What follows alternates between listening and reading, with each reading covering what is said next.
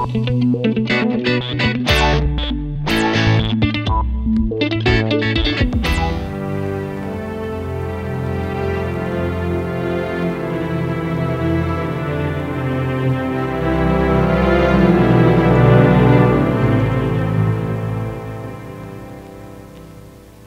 talaga ang ulo mo.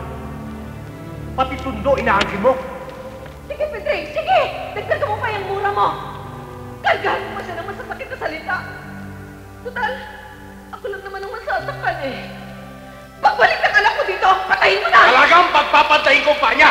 Pagbalik niya! Kung yun ang tanging paraan para mapatino ko siya! Tay, hindi ko gusto kasuklaman niyo ako. At hindi ko rin hiniling sa Diyos na maging ama ko kayo. Siya ang may gustong maging anak niyo ako. Tay, maniwala kayo sa akin, hindi ako ganun kasama. Nasusupol ako sa gulo. Tay, katulad niyo rin ako. Hindi marunong umatras sa laban. Daba!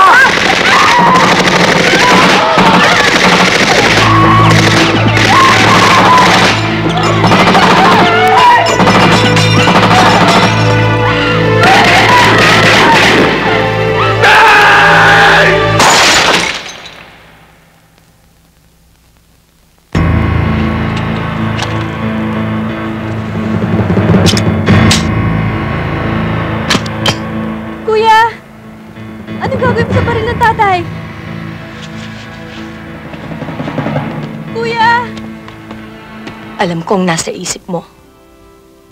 Kung itutuloy mo ang balak mo, sana makabalik ka pa ng buhay. Adan, nakapagpasya na rin ako. Pag umalis ka ngayon, hindi mo na ako makikita sa bahay na to.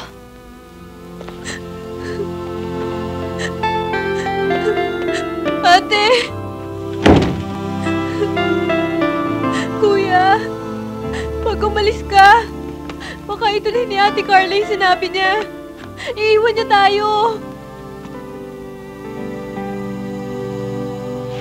Kuya! Kuya!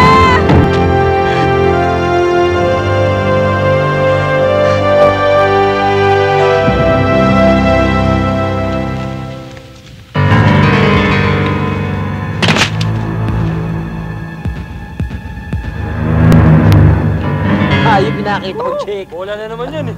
Hindi. Ang laki nung hinaharap. Amuting akong malulong, pare. Oh, wiwiwi lang ako ah. Kaya mo ah. Huwag na, ibuhol mo na lang yan.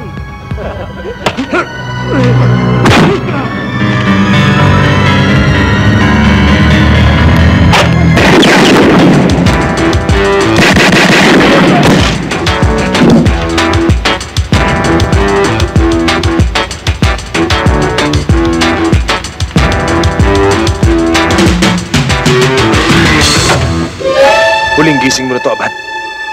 Pagpikit muli ng mga mata mo, hindi ka nadidilat. Anong kailangan mo sa akin?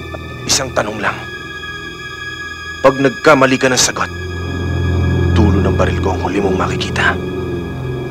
Ano ba talaga gusto mong malaman? Bakit mo pinatay ang tatay ko?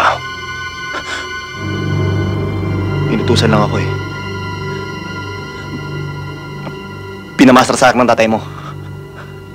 Hindi ko sinasadyang madamay kayo ng nanay mo. Yun ang pagkakamali mo. Hindi mo ako siniguro. Sana hindi na ako nakarating dito. Sinong nag-utos sa'yo? Si Kapitan Moreno.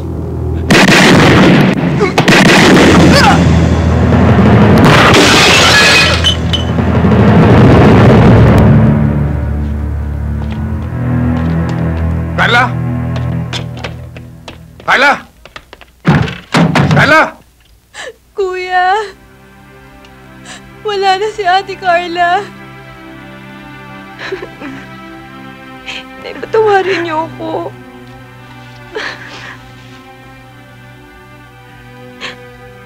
Anak, bakit mo nagawa yun? Hindi naman ako tututol kung talagang gusto mo nang lumagay sa tahimik.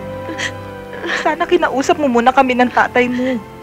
Natatakot po kay tatay eh. Gaga! Napakababaw ng dahilan ng paglalandi mo. Ako pa na sarili mong ama ang ginagamit mong dahilan sa katuwiran mo. Kung meron kang dapat katakutan, ay yung lalaking sinamahan mo na halang ang kaluluwa.